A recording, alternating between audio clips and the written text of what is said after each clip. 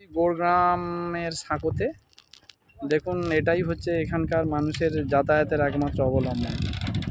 এখনও ওই কেলেঘায়ের উপরের যে বাসের সাঁকো দিয়েই মানুষের যাতায়াত, এটাই সেই পুরনো কেলেঘাই।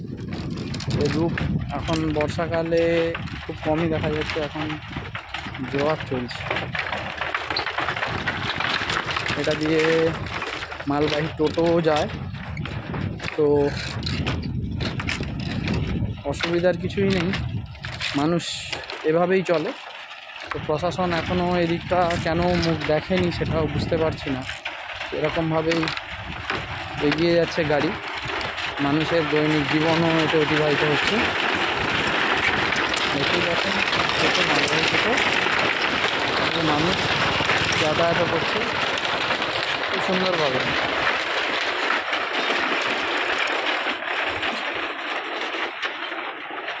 জায়গাটা খুবই সুন্দর, আপনারা আসতে পারেন।